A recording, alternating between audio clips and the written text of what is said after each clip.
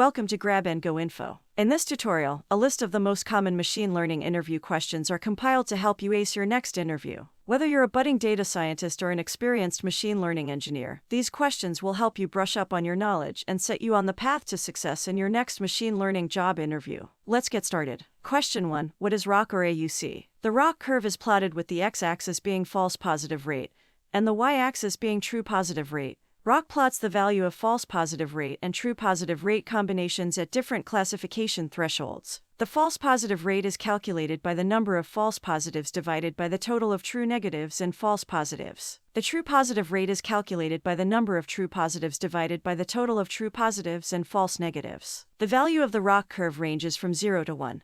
Where 1 represents a perfect model, and 0.5 represents a random guess. The higher the value is, the better the model is. Question 2. What is precision? Precision is also called specificity or positive predictive value. It is the percentage of correctly predicted positive events out of all the predicted positive events. Precision is calculated using the true positives divided by the total of true positives and false positives. The value for precision ranges from 0 to 1. The higher value the precision is, the better the model is. The precision of 1 means all the predicted positives are actual positives. The precision of 0 means that none of the predicted positives are actual positives. Precision should be used for model performance evaluation when the cost of false positives is high. For example, for a model predicting if an email is a spam, the cost of misclassifying an important email as spam is high, so we need to maximize precision for the model. Question 3. What is recall? Recall is also called sensitivity or true positive rate. It is the percentage of positive events captured out of all the positive events. Recall is calculated using the true positives divided by the total of true positives and false negatives. The value for recall ranges from 0 to 1.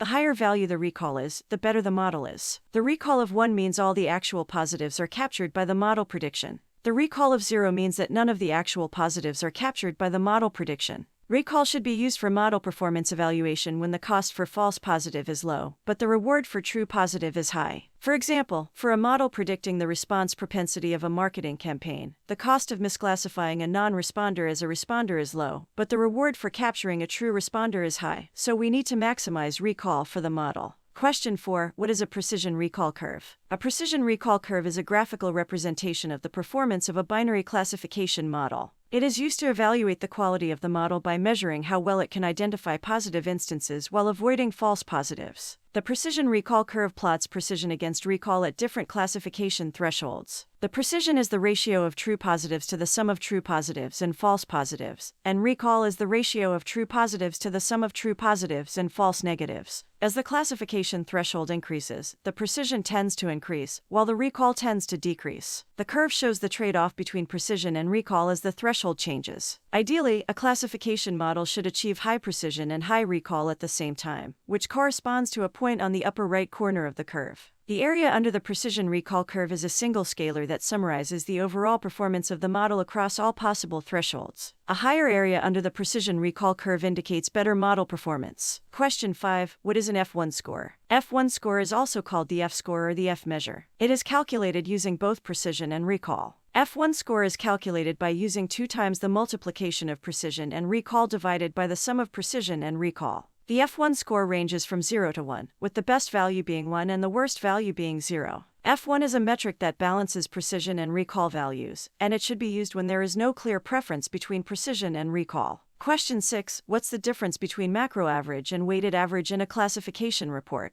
Classification report is a function in the sklearn.metrics module of the scikit-learn library in Python. It generates a report that summarizes the performance of a classification model on a set of test data. In a classification report, macro average and weighted average are 2 types of averages that are calculated for the precision, recall, and F1 score metrics. Macro average is the unweighted average of precision, recall, and F1 score for all the classes in the dataset. It treats all the classes equally, regardless of the number of samples in each class. Weighted average is the average of precision, recall, and F1 score for all the classes, weighted by the number of samples in each class. This means that classes with more samples have a higher impact on the overall weighted average. For example, consider a binary classification problem where class 0 has 10 samples and class 1 has 100 samples. If the model achieves 90% precision for class 0 and 80% precision for class 1, then the macro average precision would be 90% plus 80% divided by 2, which equals to 85%.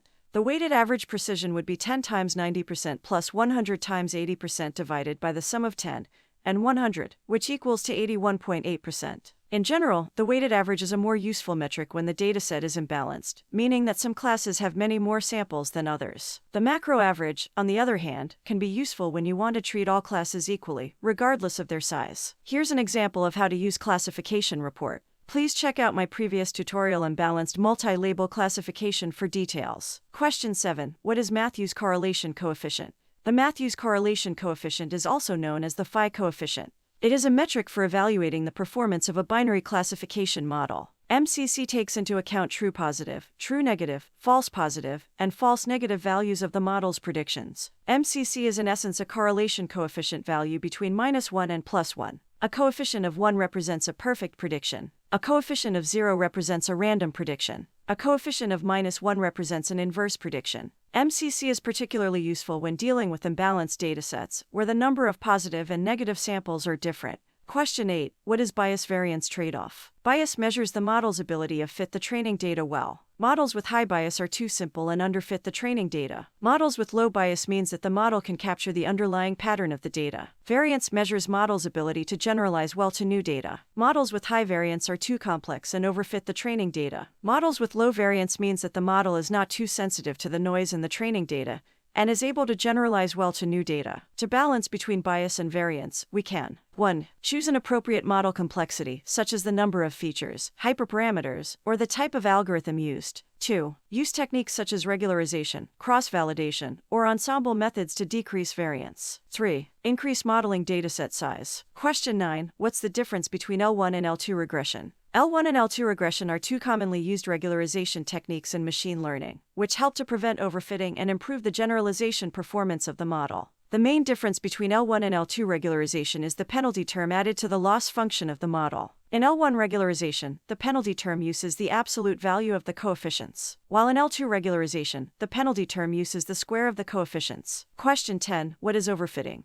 Overfitting is a common problem in machine learning that occurs when a model is too complex and fits the training data too closely, resulting in poor generalization to new, unseen data. One way to detect overfitting is by comparing the model's performance on the training dataset versus the testing dataset. If the model performs significantly better on the training dataset than on the testing dataset, it is likely overfitting. Question 11. How to correct overfitting in a machine learning model. Increase dataset size. Overfitting can also occur when there is not enough training data to capture the underlying patterns in the data. One way to overcome this is to increase the amount of training data. This can be done by collecting more data or by using data augmentation techniques to create new training examples. Reduce model complexity. Overfitting is often caused by a model that is too complex, because the algorithm is too complex, the model has too many features, or because the model has been trained for too long. One way to reduce model complexity is to use feature selection or feature extraction methods to identify and remove irrelevant or redundant features. Another way is to use regularization techniques, such as L1 or L2 regularization, which add a penalty term to the loss function of the model to encourage simpler models. Early stopping. Early stopping involves stopping the training of the model when the performance on the validation set starts to decrease. This prevents the model from overfitting to the training data and improves its ability to generalize to new data. Cross-validation. Cross-validation is a technique that can be used to evaluate the performance of the model on new data by dividing the dataset into training and validation sets. By comparing the performance of the model on the training and validation sets, we can identify overfitting and adjust the model accordingly. Ensemble methods,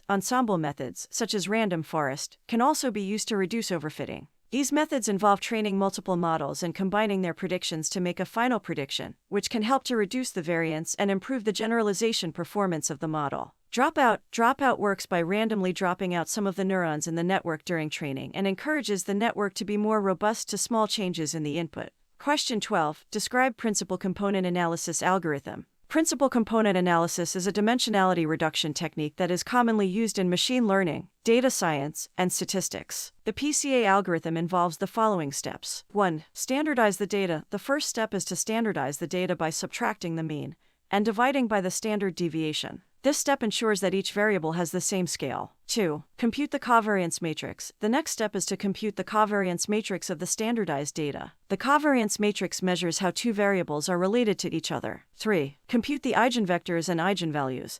The third step is to compute the eigenvectors and eigenvalues of the covariance matrix. The eigenvectors are the principal components of the data, and the eigenvalues represent the amount of variance explained by each principal component. 4. Select the principal components. The fourth step is to select the principal components that explain the most variance in the data. This can be done by ranking the eigenvalues in descending order and selecting the top k eigenvectors that explain the majority of the variance. 5. Transform the data. The final step is to transform the data using the selected principal components. This can be done by multiplying the standardized data by the selected eigenvectors. The transformed data can then be used for further analysis, such as visualization or modeling. PCA is often used in image processing, speech recognition, and bioinformatics, among other fields. Question 13. Describe the difference between a classification task and a regression task. In a classification task, the output variable is categorical or discrete, meaning it belongs to a set of predefined classes, or labels. The goal of the model is to learn a mapping between the input features and the corresponding class label. Examples of classification tasks include spam email detection, sentiment analysis, and image recognition. In contrast, in a regression task, the output variable is continuous, or numerical, meaning it can take on any value within a range of values. The goal of the model is to learn a mapping between the input features and the output variable. Examples of regression tasks include predicting stock prices, estimating housing prices based on features such as location, size, and number of rooms, and forecasting demand for a product. Another difference between classification and regression tasks is the type of evaluation metrics used to measure performance. In classification tasks, metrics such as accuracy, precision, recall, and F1 score are commonly used. In regression tasks, metrics such as mean squared error, root mean squared error, and coefficient of determination are commonly used. Question 14. What are the assumptions of a linear regression model? Linearity, the relationship between the dependent variable and independent variables, is linear. Independence, the observations in the dataset are independent of each other. Homoscedasticity, the residual errors should have constant variance. Residual errors should be IID, normal. After fitting the model on the training dataset, the residual errors of the model should be independent and identically distributed random variables. They should be normally distributed with a mean of 0. No multicollinearity, the independent variables are not highly correlated with each other. Question 15. How to identify multicollinearity? Multicollinearity occurs when there is a high correlation between two or more predictors in a regression model. Multicollinearity can lead to unstable estimates of regression coefficients, making it difficult to interpret the individual contributions of each variable to the outcome variable. Variance inflation factor is a measure of how much the variance of the estimated regression coefficient is increased due to multicollinearity. Generally, a VIF value greater than 5 indicates the presence of multicollinearity, and a value greater than 10 indicates severe multicollinearity. Correlation matrix is another measure of multicollinearity. High correlation coefficients suggest the presence of multicollinearity. Question 16. Explain the logistic regression algorithm. The logistic regression model estimates the probability of the outcome variable y being 1 given the values of the predictor variables x1, x2, up to xn. This probability is modeled using the logistic function, which takes the form of probability of the outcome variable y being 1 equals 1 over 1 plus e to the power of negative b times x. Question 17. What is the maximum likelihood estimation for logistic regression? In logistic regression, the goal is to model the probability of a binary response variable as a function of one or more predictor variables. The logistic regression model assumes that the log odds of the response variable is a linear function of the predictor variables. Maximum likelihood estimation is a method used to estimate the parameters of a statistical model by maximizing the likelihood function of the observed data. In the context of logistic regression, MLE is used to estimate the parameters of the logistic regression model. The likelihood function is the joint probability of observing the data given the model parameters. To maximize the likelihood function, we take the logarithm of the likelihood and differentiate it with respect to the model parameters, setting the derivatives equal to 0. This leads to a system of equations that can be solved using numerical optimization techniques to obtain the maximum likelihood estimates of the coefficients. Question 18. What is entropy in a decision tree model? Entropy measures the data impurity in a decision tree data split. It ranges from 0 to 1 for a binary decision tree, and can exceed 1 if there are more than 2 classes. An entropy of 0 indicates that all the data points in a branch are from the same class. A higher number indicates higher uncertainty or disorder in the branch. Question 19. What is information gain and information gain ratio in a decision tree model? Information gain is the amount of information a feature provides. It is calculated as the difference between the parent node entropy and the weighted average entropy of the children nodes. The weights are the proportion of data points in the children's nodes. A higher information gain value indicates a higher entropy reduction and a better split. One downside of information gain is that it tends to favor the predictor with a large number of values and split the data into lots of subsets with low entropy values. Information gain ratio is the solution for this undesired property. Information gain ratio is a ratio between information gain and intrinsic information. Intrinsic information is the entropy of the child node's proportions. Information gain ratio reduces the bias toward multi-valued attributes by taking the number and size of branches into consideration during the feature evaluation process. Question 20. What is Gini impurity in a decision tree model? The Gini impurity is also called the Gini index or Gini coefficient. It ranges from 0 to 0.5 for a binary classification model. The Gini impurity of a split is the weighted average Gini impurity of the children nodes. The feature and split with the lowest Gini impurity are chosen. Gini impurity is computationally more efficient than entropy because it does not need to calculate the logarithm of the probability for each class. Question 21. What are the advantages of a decision tree model? 1. Easy interpretation. We can tell from the tree structure what features are used for the prediction and how the prediction is calculated. 2. No assumptions about the dataset. Works with any data distribution. 3. Minimal data preprocessing. No need to standardize the data because the decision tree is a non-parametric model. No need to do any feature engineering because the split is based on the raw values of the features. 4. Robust to outliers because it's not a parametric model. 5. Missing values are automatically handled. 6. Apply to both regression and classification models. In a regression decision tree, each leaf represents a numeric value instead of a label. The numeric value is the average value of all the data points in a leaf node. Question 22. What are the disadvantages of a decision tree model? 1. Tends to overfit and has high variance. This makes the model very sensitive to new data. 2. There is no quantified impact of features because it is a non-parametric model, so we do not know how much a feature impacts the final prediction. 3. It takes a long time to calculate entropy or Gini impurity for all possible splits when the dataset is large and there are numerical features for the decision tree model. Question 23. How to prevent a decision tree from overfitting? 1. Increasing the minimum number of samples required to split a node. By increasing the minimum number of samples required to split a node, the decision tree is forced to be more general and less likely to overfit the training data. 2. Using ensemble methods. Ensemble methods such as random forests can be used to create multiple decision trees and combine their predictions to improve generalization performance and reduce the risk of overfitting. 3. Require a higher value for information gain in order to split. It can help to prevent overfitting by reducing the number of splits and making the decision tree simpler and more generalizable. 4. Limiting the maximum depth. Limiting the maximum depth of the decision tree can prevent it from becoming too complex and overfitting the training data. This can be done by setting a maximum depth or maximum number of nodes for the tree. 5. Increase the minimum number of data points in the leaf node. By increasing the minimum number of data points required in a leaf node, the decision tree is forced to be more general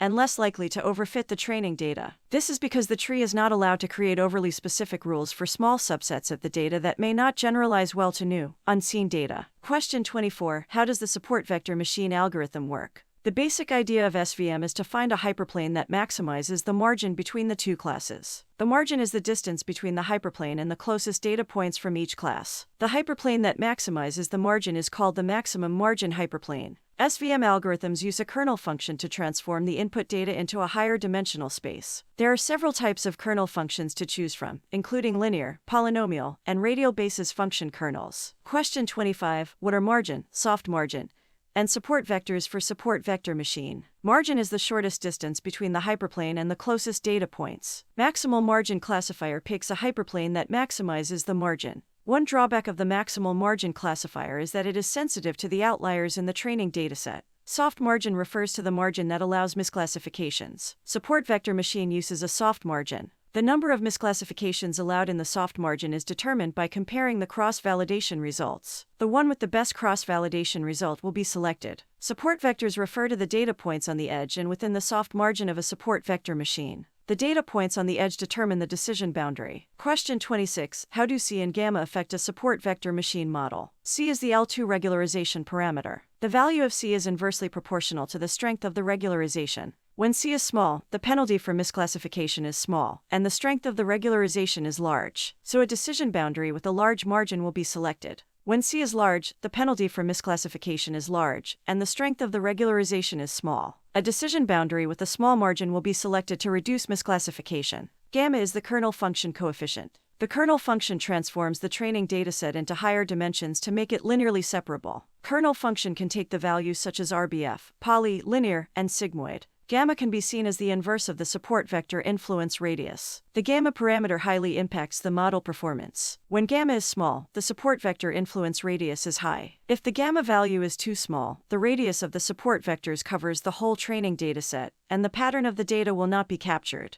When gamma is large, the support vector influence radius is low. If the gamma value is too large, the support vector radius is too small and tends to overfit. Question 27. What is the kernel trick for support vector machine? Support vector machine can only provide linear boundaries by default. For a dataset that is not linearly separable, a support vector machine needs to understand the higher dimensional relationship in order to separate it by a hyperplane. The kernel trick is the trick of describing how the data points relate to each other at the high-dimensional space without actually transforming the data to a higher dimension. This reduces the computation time of the support vector machine. Question 28. What is the hinge loss of a support vector machine model? Hinge loss is the loss function used by the support vector machine model to find the best decision boundary. The loss for a correct prediction is 0. The correct predictions are on the correct side of the boundary. The loss for a wrong prediction is positive. The farther the data point is from the decision boundary, the higher the loss. The loss for the correct prediction on the margin has a loss between 0 and 1. There is still a loss because the prediction is not well separated from the other class. The loss for the wrong prediction on the margin has a loss slightly higher than 1.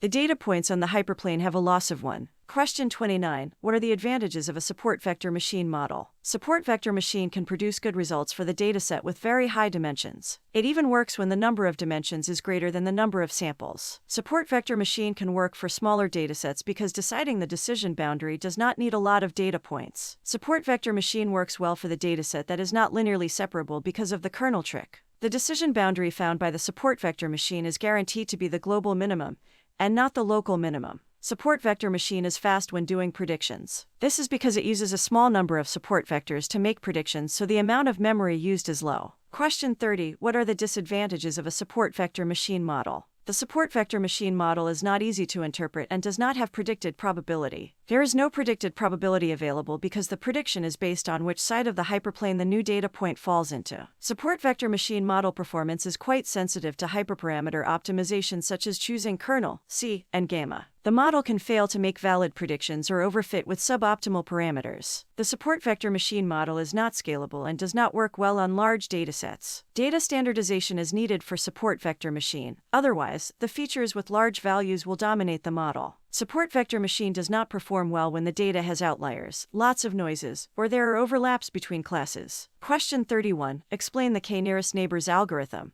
The k-nearest neighbors algorithm is a supervised machine learning algorithm used for both regression and classification problems. The main idea behind the algorithm is to predict the class or value of a new data point based on the class or value of its neighboring data points. The KNN algorithm works as follows. Firstly, we need to choose a value for the parameter k. This parameter is typically chosen based on the size of the dataset and the complexity of the problem. Then, we measure the distance between the new data point and all the other data points in the dataset. This distance could be Euclidean distance, Manhatan distance, or any other distance metric. Next, we select the k-nearest neighbors to the new data point based on the calculated distance. For classification problems, we count the number of data points in each class among the k-nearest neighbors and assign the new data point to the class with the highest count. For regression problems, we calculate the average of the k-nearest neighbors values and assign it as the predicted value for the new data point. Finally, we repeat the above steps for each new data point in the test dataset and evaluate the accuracy of the model based on the number of correct predictions. The pros of KNN algorithm is that it is simple and easy to implement.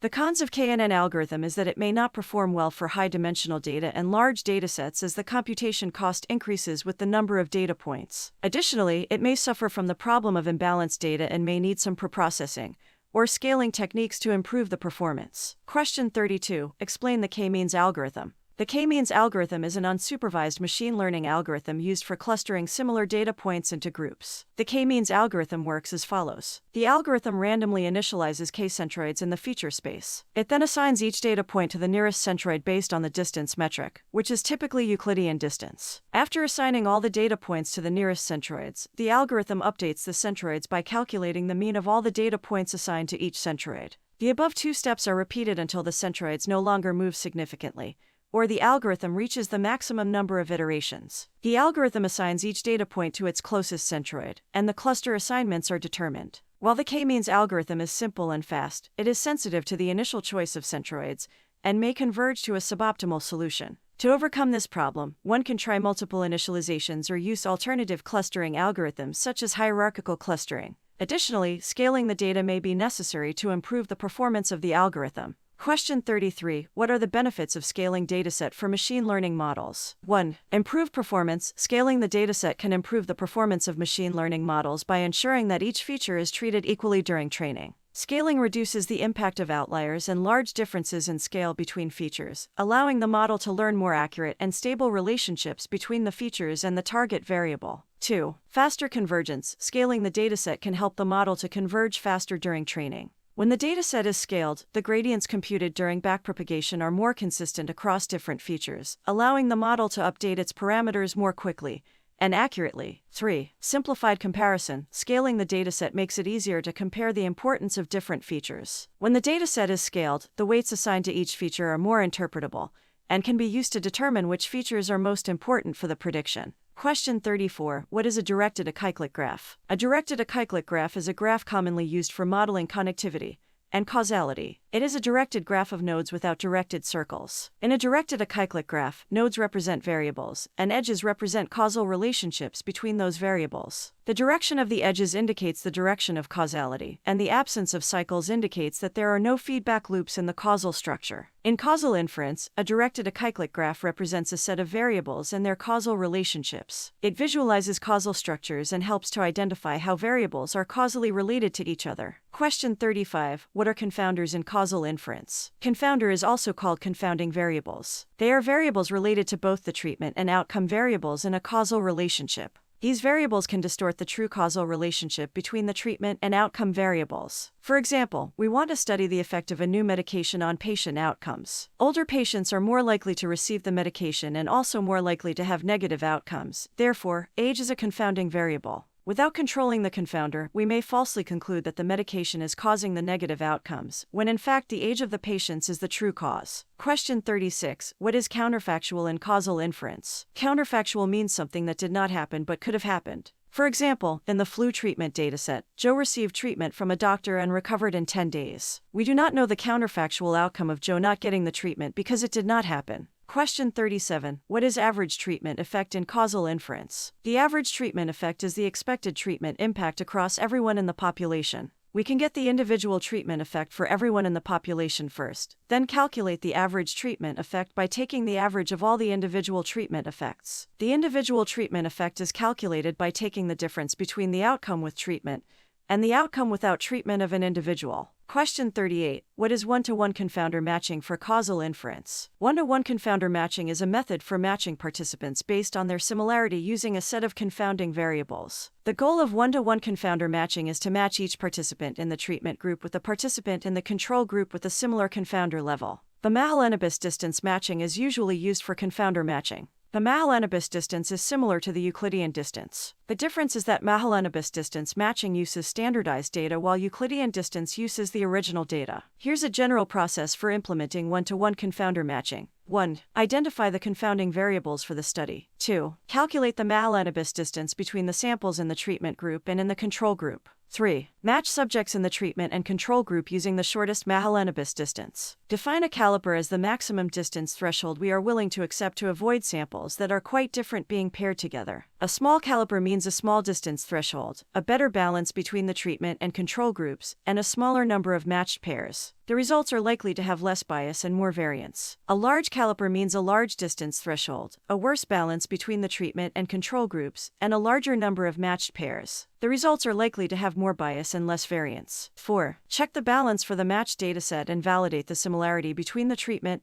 and the control group. 5. Analyze the causal impact using standard statistical methods such as t-tests. 6. Conduct sensitivity analyses to examine the robustness of the results to the matching procedure. We can try removing outliers, varying the specification of the matching process, and comparing the results to other causal inference methods to make sure the analysis is robust. One-to-one confounder matching accounts for correlations between the confounding variables, which can lead to more accurate matches. However, it can result in small sample sizes, which can reduce statistical power. It is best suited for continuous variables, and may not work well for categorical variables. Question 39. What are the differences between one-to-one confounder matching and propensity score matching for causal inference? Both one-to-one confounder matching and propensity score matching are methods used for reducing confounding bias in observational studies. However, there are some differences between these two methods. 1. The matching approach is different. One-to-one confounder matching involves selecting one control group member for each treated individual based on similarity,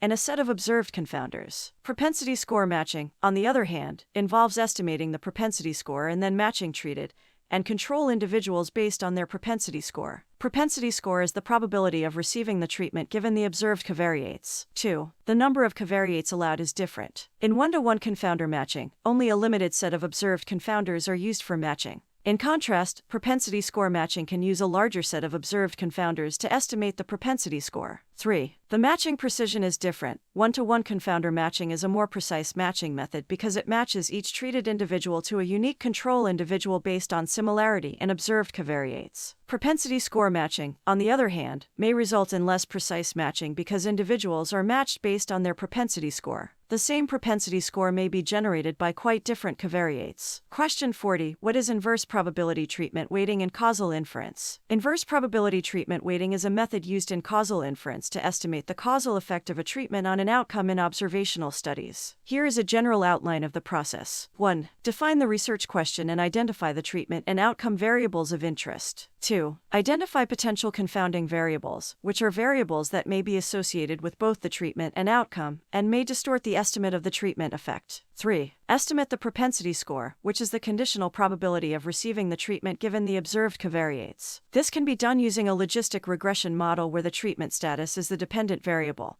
and the confounding variables are the independent variables. 4. Calculate the inverse probability treatment weight for each observation, which is the inverse of the propensity score for the treated group and the inverse of 1 minus the propensity score for the control group. 5. Apply the inverse probability treatment weight calculated to the modeling dataset. In the weighted sample, the distribution of covariates is the same between the treatment and control groups. Therefore, the confounding effect is removed. 6. Calculate the treatment effect. Run a weighted least squares model with the weights calculated in the previous step. Outcomes obtained with the inverse probability treatment weight can be compared directly between the treatment and the control group. 7. Conducting the sensitivity analyses. We can try removing outliers, varying the specification of the propensity score model, and comparing the results to other causal inference methods to make sure the analysis is robust. Question 41. What is difference in difference for causal inference? Difference in differences is a causal inference method that compares changes in outcomes over time between a treatment group and a control group. The difference in difference method is based on a few assumptions. 1. Parallel trends. The trend in the outcome variable for the treatment group is the same as that of the control group.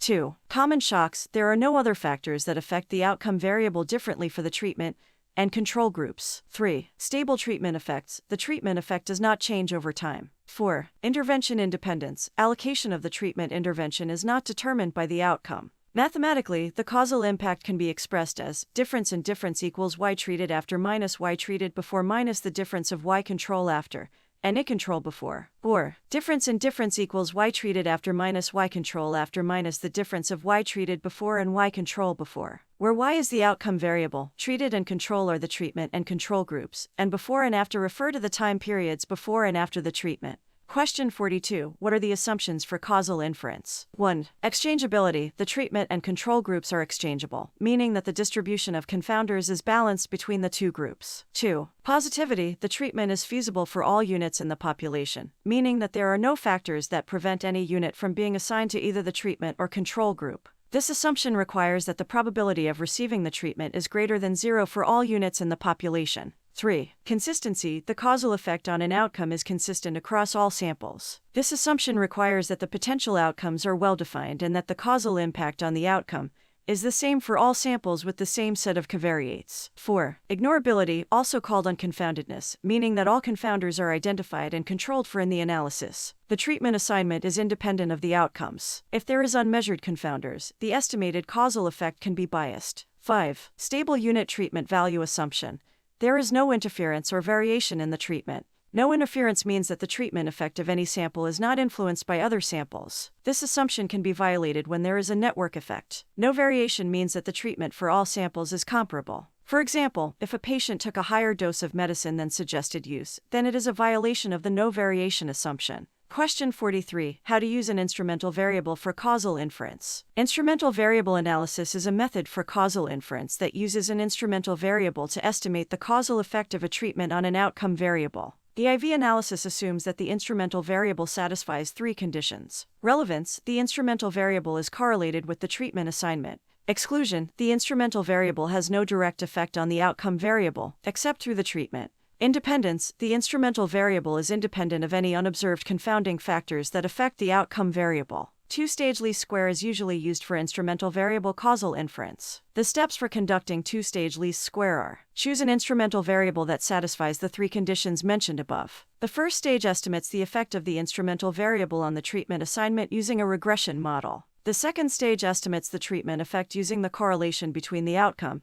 and the adjusted treatment effect from the first stage. It is important to note that it is very hard to find a good instrumental variable that satisfies all the assumptions, so it is not a preferred method for causal inference compared with other methods. Question 44. What is collaborative filtering for a recommendation model? Collaborative filtering involves creating a user item matrix that captures the ratings or preferences of users for various items. There are two main approaches to collaborative filtering. 1. User-based collaborative filtering. In this approach, the system identifies users who have similar preferences and recommends items that those users have liked in the past. The similarity between users is typically measured using a similarity metric, such as cosine similarity or Pearson correlation. 2. Item-based collaborative filtering. In this approach, the system identifies items that are similar to the ones that the user has liked in the past and recommends those items. The similarity between items is typically measured using a similarity metric. Collaborative filtering is widely used in recommendation systems, but it requires historical data for the users. Question 45. How to handle missing data in a modeling dataset. 1. Remove entire observations containing any missing values. This method is suitable when the amount of missing data is minimal, and missings are at random. 2. Mean, median, mode imputation. Replace missing values with the mean, median, or mode of the corresponding variable. This method is simple but can reduce variability and introduce bias. Scikit-learn's simple imputer class provides a way to impute missing values using the mean, median, or mode strategy. Here's an example of how to use simple imputer for each of these strategies. 3. Regression imputation. Predict missing values using a regression model based on other variables in the dataset. This method can maintain relationships between variables, but can lead to overfitting. Scikit-learn provides the iterative imputer class, which can be used to perform iterative imputation. It is a multivariate imputer that estimates each feature from all the others. Below is an example using iterative imputer. Note that the iterative imputer is an experimental feature in Scikit-learn, so you need to import it explicitly by using from sklearn. Experimental import enable iterative imputer. 4. K-nearest neighbors imputation. Replace missing values with the average or mode of the k-nearest neighbors in the feature space. This method considers local relationships among variables, but can be computationally expensive. Below is an example for KNN imputer. 5. Missing indicator creation. This method creates binary indicators for each feature with missing values. 6. Forward fill. Replace missing value with the value from the previous row. This is commonly used for time series missing imputation. Question 46. How to identify outliers. For a single variable, we can use the definition of outliers and label the values beyond 1.5 times interquartile range as the outliers. For a dataset with features and labeled outliers, we can build a supervised binary classification model to predict outliers. For a dataset without labeled outliers, we can build an unsupervised anomaly detection model to predict outliers. For a time series dataset, we can build a time series model to predict outliers. Question 47. How to deal with outliers in a modeling dataset. 1. Remove outliers. If the outliers are due to data entry errors, measurement errors, or other anomalies not representative of the underlying population, you can remove them from the dataset. 2. Cap or truncate outliers. Replace outliers with the closest value within an acceptable range. This approach retains the extreme data points but limits their impact on the model. 3. Transform the data, apply a transformation, such as logarithmic, square root, or box-Cox, to reduce the effect of outliers. This method can also help normalize the data distribution. 4. Winsorize the data, replace extreme values with the nearest value within a specified percentile range, like the 5th and 95th percentiles. This method maintains the distribution shape but reduces the influence of outliers. 5. Use robust statistical methods, utilize models or algorithms that are less sensitive to outliers, such as robust regression, median-based statistics, or tree-based models. 6. Investigate the cause, understand the reasons behind the outliers and determine whether they contain valuable information about the underlying process. If so, consider creating separate models for different subpopulations or incorporating additional variables to explain the outliers. Question 48. What is bagging versus boosting? Bagging and boosting are ensemble learning techniques used to improve the performance of machine learning models by combining the predictions of multiple base models. Bagging works by training multiple base models on different subsets of the original data, drawn randomly with replacement. The final prediction is obtained by averaging the predictions of the base models or by majority vote. Boosting works by training multiple base models sequentially, with each model trying to correct the errors made by its predecessor. It assigns higher weights to misclassified or difficult samples, forcing subsequent models to focus more on these instances. Question 49. How bagging and boosting model changes in variance and bias when the sample size increases. As the sample size increases, bagging tends to reduce variance without significantly impacting bias, while boosting can reduce bias, but may have a lesser impact on variance or even increase it if overfitting occurs. The bagging technique tends to reduce the variance of the ensemble model. This is because the average of multiple, independently trained models smoothens out the noise in the individual models, leading to a more stable and accurate prediction. Bagging generally doesn't have a significant impact on the bias of the ensemble model. The bias of the final model will be roughly equal to the average bias of the base models. However, if the base models have high bias, increasing the sample size won't help much in reducing the bias of the ensemble model. Boosting tends to have a lesser impact on variance compared to bagging, especially when the sample size is large. Although it combines multiple models, these models are not trained independently but sequentially, which means that they may be influenced by each other's errors. As a result, boosting is more prone to overfitting, especially when the base models have high complexity, or the sample size is small. Boosting is effective in reducing the bias of the ensemble model. As each model focuses on correcting the errors made by its predecessor, the ensemble model becomes increasingly accurate, leading to lower bias. However, this reduction in bias can come at the cost of increased variance if the boosting process is pushed too far or if the base models have high variance. Question 50. What is Euclidean distance? Euclidean distance is a measure of the straight line distance between 2 points in Euclidean space. Euclidean distance equals the square root of the sum squared differences for each corresponding coordinate. Question 51. What is Manhattan distance? Manhattan distance, also known as L1 distance, taxicab distance, or city block distance, is a metric used to measure the distance between 2 points in a grid-like space, such as a Cartesian coordinate system. It is called Manhattan distance because it resembles the way one would navigate in a city like Manhattan, where one can only move along the grid lines rather than moving directly between 2 points as in Euclidean distance. For n-dimensional points P and Q, the Manhattan distance can be represented as the sum of the absolute value of the difference for all dimensions. Question 52. What is cosine similarity and cosine distance? Cosine similarity is a metric used to measure the similarity between two non-zero vectors in a multi-dimensional space. It is based on the cosine of the angle between the two vectors and is particularly useful when dealing with high-dimensional data, such as text data and natural language processing, or user-item interactions in recommendation systems. Cosine similarity is calculated by dividing the dot product of the two vectors by the product of their magnitudes. For two vectors A and B, the cosine similarity is given by cosine similarity equals A times B divided by the product of A magnitude and B magnitude.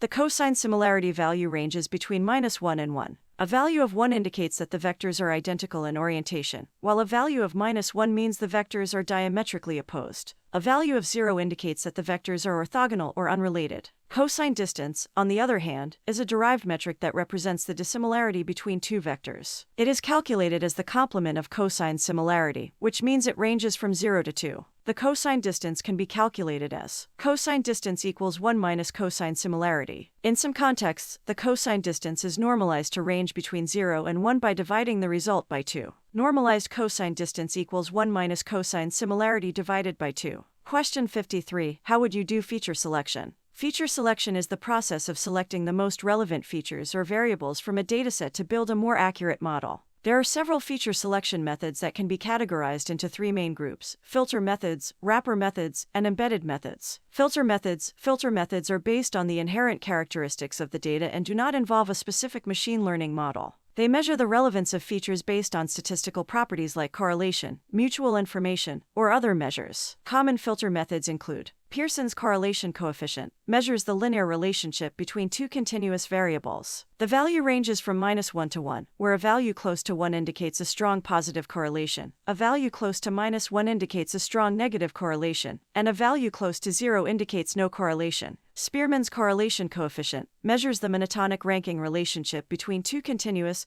or ordinal variables. The value ranges from -1 to 1, where a value close to 1 indicates a strong positive correlation, a value close to -1 indicates a strong negative correlation, and a value close to 0 indicates no correlation. Chi-squared test measures the relationship between categorical variables. The test produces a chi-squared statistic and a p-value. A high chi-squared statistic and a low p-value indicate a significant relationship between the variables. To select important features, you can choose features with high chi-squared statistics or low p-values below a predetermined threshold. Mutual information quantifies the amount of information obtained about one variable through the other variable. A value of 0 indicates that the variables are independent, while a higher value indicates a stronger dependence. To select important features, you can set a threshold and choose features with mutual information values above that threshold. Variance threshold removes features with low variance, which are assumed to contribute little to the model's performance. The threshold is set based on the desired level of variance. Features with variance below the threshold are considered less important and are removed. Keep in mind that before applying this method, it is recommended to scale the features so that they are on the same scale, as different scales can lead to incorrect feature selection.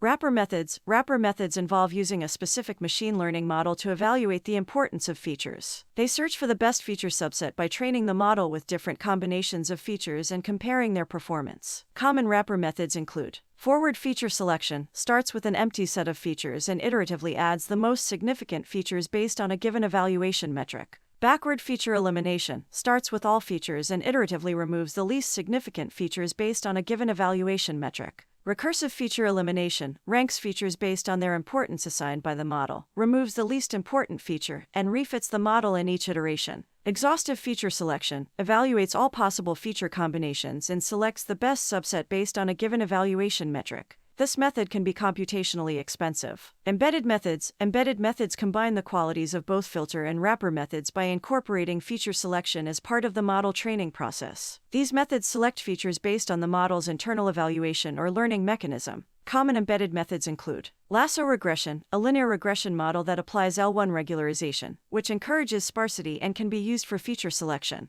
Ridge regression, a linear regression model that uses L2 regularization, which may not eliminate features completely but can be used to identify less important features. Elastic net, a combination of lasso and ridge regression, incorporating both L1 and L2 regularization, balancing the strengths of both methods. Tree-based models such as random forest and XGBoost, these models can provide feature importance scores based on the information gain or impurity reduction during the tree construction process. Each feature selection method has its advantages and limitations, and the choice depends on the specific problem, dataset, and modeling requirements. It is important to consider the trade-offs between computational complexity, model interpretability, and performance while selecting the most appropriate method. Question 54. What is the impact of adding another predictor in your regression model? 1. Improved model fit. If the new predictor has a significant relationship with the dependent variable, and provides additional information not captured by the existing predictors, the overall model fit may improve. This can be observed through an increase in R-squared, indicating that the model explains a larger proportion of the variance in Y. 2. Multicollinearity. If the new predictor is highly correlated with one or more existing predictors, multicollinearity may occur.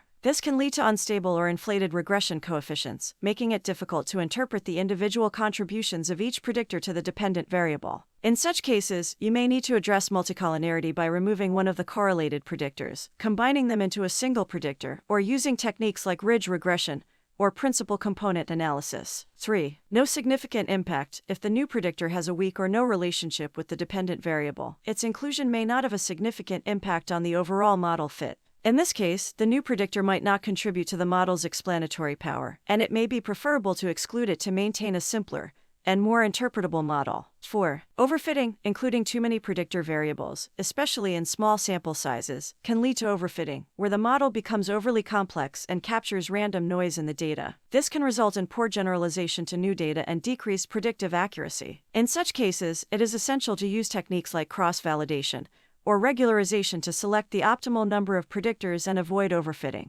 5. Change in other coefficients. Adding a new predictor to the model may change the values of other regression coefficients, as the model adjusts to account for the new variable's contribution to the dependent variable. Question 55. What are the evaluation metrics for a regression model? 1. Mean squared error. This is the average of the squared differences between the predicted and actual values of the outcome variable. It measures the average magnitude of the errors in the predictions. 2. Root mean squared error. This is the square root of the MSE and is commonly used to report the performance of regression models. It measures the average size of the errors in the same units as the outcome variable. 3. Mean absolute error. This is the average of the absolute differences between the predicted and actual values of the outcome variable. It measures the average magnitude of the errors in the predictions but does not penalize large errors as much as MSE. 4. R squared. This is a measure of the proportion of the variability in the outcome variable that can be explained by the predictor variables in the model. Higher values indicate a better fit of the model to the data. 5. Adjusted R squared. This is a modified version of R squared that adjusts for the number of predictor variables in the model. It penalizes the inclusion of additional variables that do not improve the fit of the model. 6. Mean absolute percentage error. This is the average percentage difference between the predicted and actual values of the outcome variable. It is commonly used in forecasting models to measure the accuracy of predictions relative to the actual values. Question 56. What is backpropagation?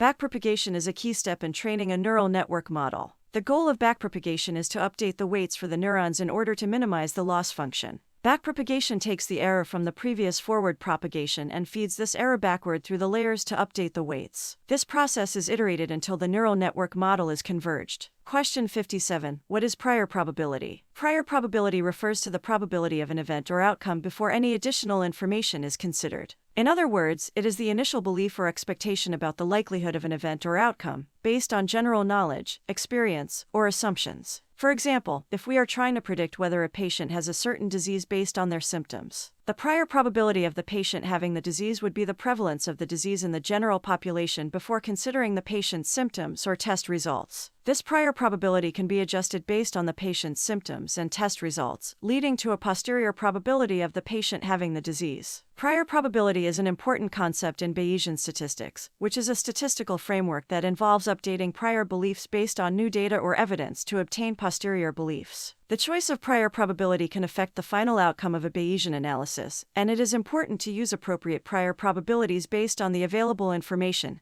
and knowledge. Question 58. What is an autoencoder? An autoencoder is an unsupervised machine learning algorithm used for feature extraction, dimensionality reduction, or anomaly detection. The autoencoder consists of two parts, an encoder and a decoder. The encoder takes the input data and maps it to a lower dimensional representation, while the decoder takes the encoded representation and maps it back to the original input data. The encoder and decoder are typically implemented as neural networks. The encoder consists of several layers of neurons that gradually reduce the dimensionality of the input data, and the decoder consisting of several layers of neurons that gradually increase the dimensionality of the encoded representation. During training, the autoencoder learns to minimize the difference between the input data and the output data. The goal is to learn a compact representation of the input data that preserves the most important features and patterns. Question 59. Do you think OLS or random forest model can produce better prediction for a numeric target variable? It is difficult to say which model would perform better between linear regression and random forest regression without knowing more about the data and the specific problem.